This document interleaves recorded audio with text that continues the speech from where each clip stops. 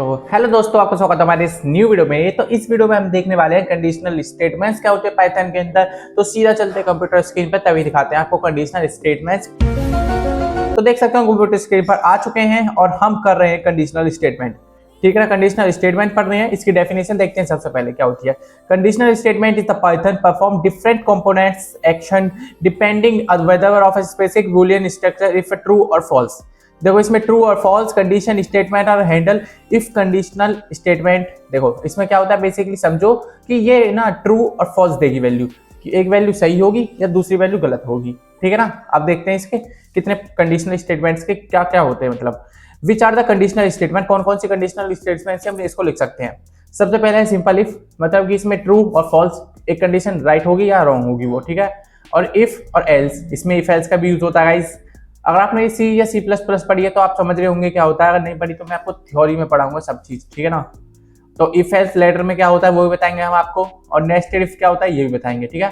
सबसे पहले पढ़ते हैं हम सिंपल इफ। ठीक है ना। सिंपल इफ क्या होता है, देखो सिंपल इफ का मतलब है, एक ही मेरा डायग्राम है, देखो इस डायग्राम को देख सकते हो ना आप। तो देखो इस डायग्राम में क्या हो रहा है, कंडीशन है, अगर वो ट्रू हो गई तो जो उसके अंदर है कंडीशन के इफ ब्लॉक है वो चल जाएगा, एग्जीक्यूट हो जाएगा। अगर वो कंडीशन फॉल्स हो गई तो वो डायरेक्टली बाहर आ जाएगा। जैसे ये एग्जांपल मान लो कि आज बारिश होगी, तो बारिश होगी तो कब होगी, अगर नहीं होगी तो वो डायरेक्ट बाहर आ जाएगा। ठीक है ना। ऐसे नॉर्मली स्टेटमेंट कहते हैं इसको भी। ठीक है। अब आता है हमारा इफ एल्स, सेकंड वाला इफ एल्स देखते हैं। एक कंडीशन स्टार्ट करी मैंने और कंडीशन लगाई, अगर कंडीशन ट्रू हुई तो इफ ब्लॉक का कोड चालू होगा, अगर कंडीशन फॉल्स हो गई तो वो डायरेक्ट बाहर आ जाएगा उस कोड से। ठीक है ना। वो कोड से बाहर आ जाएगा, बिल्कुल वही सेम आंसर है इसमें भी क्वेश्चन। तो इफ एल्स लेटर देखते हैं अब क्या होता है। प्रैक्टिकल में आपका सब कुछ अच्छे से समझा दूंगा मैं, बस आप इसको देखो यहाँ पर। ठीक है ना। इफ एल्स लेटर देखते हैं। देखो इफ एल्स लेटर एक इनपुट दिया मैंने इसको, इनपुट डेटा, मतलब हम इसको खुद देंगे इनपुट। ठीक है ना। कंडीशन डेटा अगर ट्रू हुई तो वो एक्शन लेगा, वो जब भी बाहर आ जाएगा, अगर वही कंडीशन ट्रू हो गई तो। ठीक है ना। अगर वो कंडीशन ट्रू नहीं हुई तो वो दूसरी कंडीशन पे जाएगा। जैसे कि मैंने लिखा 1 से 10 तक कोई वैल्यूज है। ठीक है ना। अब मुझे चाहिए कोई 5 वैल्यू, तो मैं जाऊंगा 5 पर 4 तक, और फिर अगर मुझे 4 की वैल्यू नहीं मिली, 4 के बाद तो वैल्यू मिलेगी, फिर वो दोबारा रन होगा प्रोग्राम। फिर 1 2 3 4, और जैसे ही 5 आएगी मेरी कंडीशन ट्रू हो जाएगी, मैं बाहर आ जाऊंगा। अगर मुझे 7 चाहिए, 5 के बाद मैं फिर 6 पे जाऊंगा, कंडीशन फॉल्स है ना, फिर मैं 6 पे जाऊंगा, फिर 7 पे जाऊंगा, जैसे 7 मिल गया बाहर। ठीक है ना। और फिर कंडीशन ऐसी ही चलती रहेगी, और लास्ट में एक एल्स पार्ट होगा।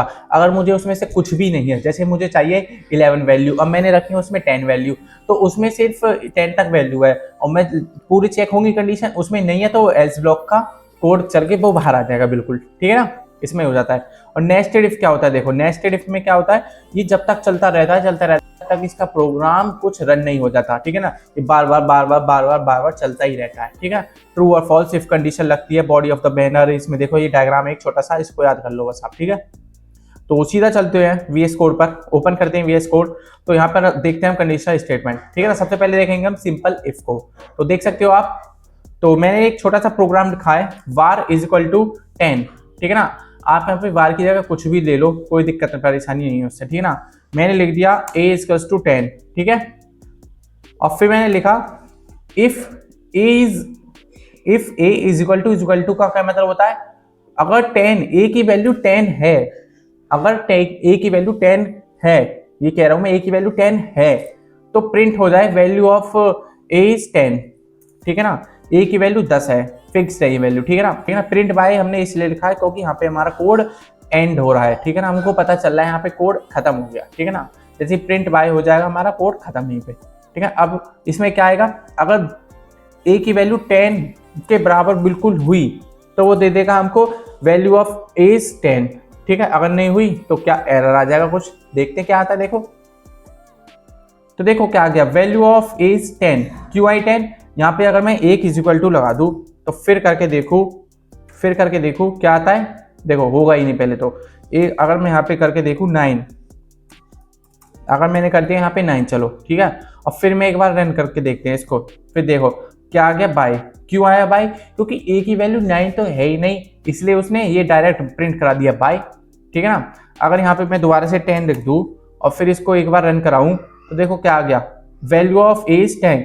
क्यों आया 10, क्योंकि मैंने एक इफ कंडीशन लगाई है, एक कंडीशन है, एक ए की वैल्यू 10 है, अगर ए की वैल्यू 10 हुई तो ये प्रिंट हो जाएगी, ये कंडीशन के अंदर है, ठीक है ना, सिंपल है, बहुत सिंपल। आगे ना समझ में, ऐसे आप छोटे मोटे कोड कर सकते हो।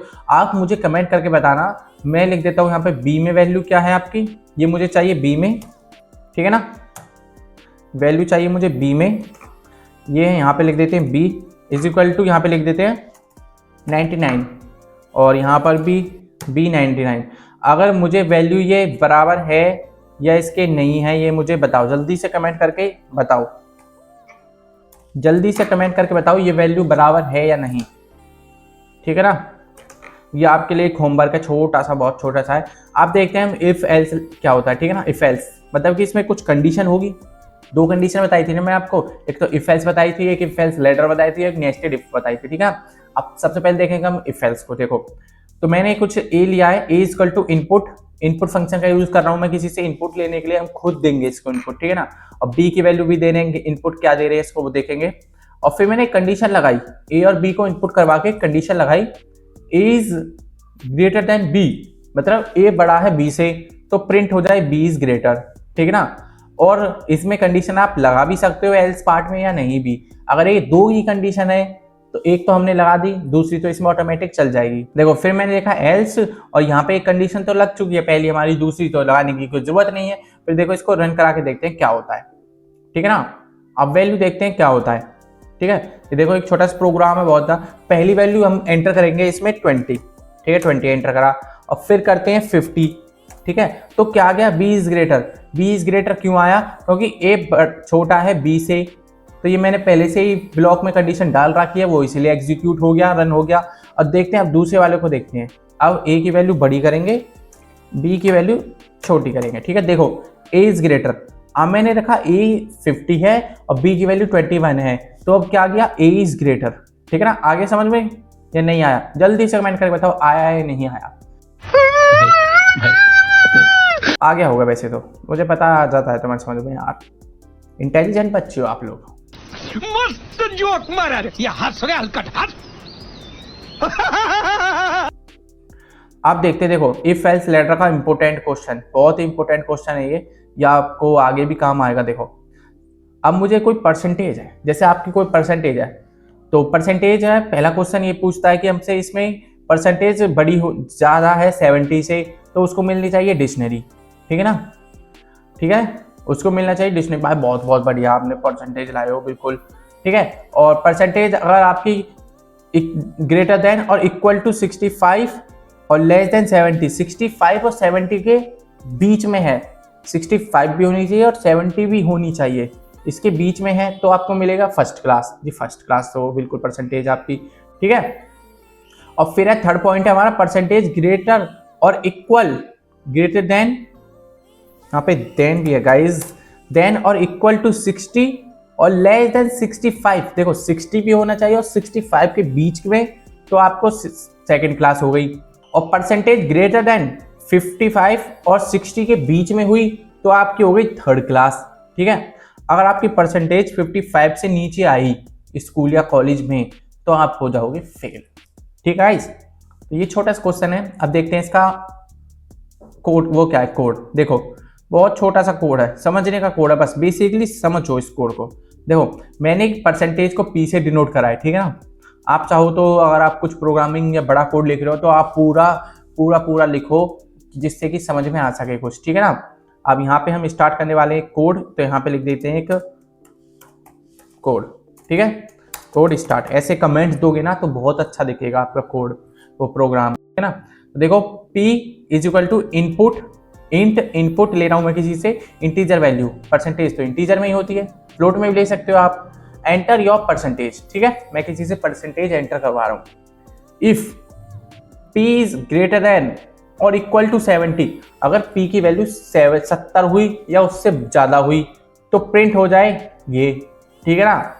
इफ इसमें हम एल्स नहीं लगाएंगे, क्यों, एल्स सिर्फ हम दो कंडीशन में लगाते हैं, सिर्फ हमारे पास दो कंडीशन हो, ट्रू और फॉल्स, ठीक है ना, बारिश होगी या नहीं होगी, ठीक है ना, वो वाली।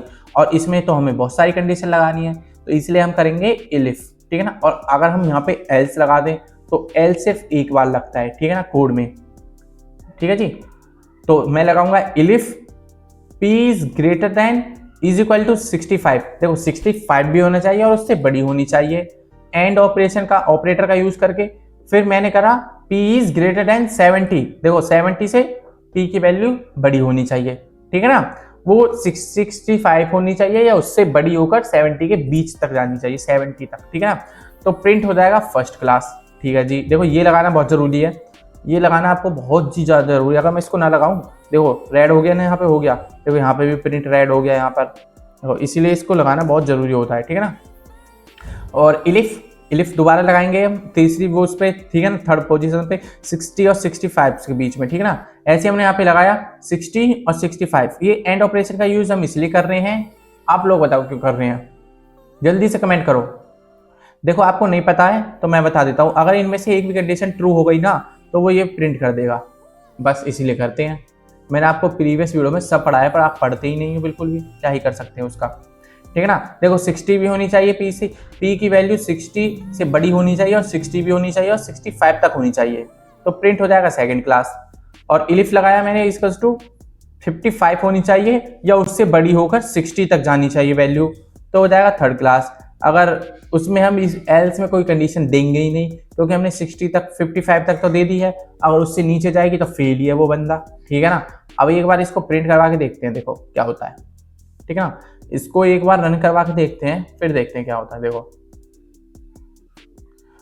मैं करवा देता हूँ पहले 80%, सबसे ज्यादा आती है मेरी परसेंटेज, ठीक है ना, 80 रखती मैंने। फिर दोबारा करवाया, अब रख देते हैं 58 रख देते हैं। देखो थर्ड क्लास प्रिंट हो गया हमारा, 58 पे थर्ड क्लास, ठीक है ना। अब रख देते हैं यहाँ पर 65 रख देते हैं। देखो फर्स्ट क्लास आ गई। अब फर्स्ट क्लास क्यों आई, देखो 65 भी होनी चाहिए और 70 के बीच में होनी चाहिए, इसलिए फर्स्ट क्लास आ गई, 65 है। अब करवा देते हैं इस बच्चे को फेल। देखो इसकी परसेंटेज है 40, इसकी परसेंटेज है 40 और ये हो गया फेल। देखा आपने कितना आसान क्वेश्चन था, फेल हो गया, ठीक है ना।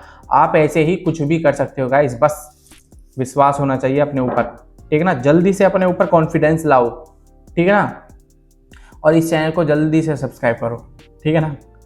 देखो एक नेस्टेड इफ का करते हैं। नेस्टेड इफ क्या काम करता है, देखो अगर एज है मेरी 18 या उससे ज़्यादा, ठीक है जी, और वेट है मेरा 50 kg या उससे ज़्यादा, ठीक है, 50 kg भी होना चाहिए, उससे ज़्यादा भी होना चाहिए, ठीक है जी।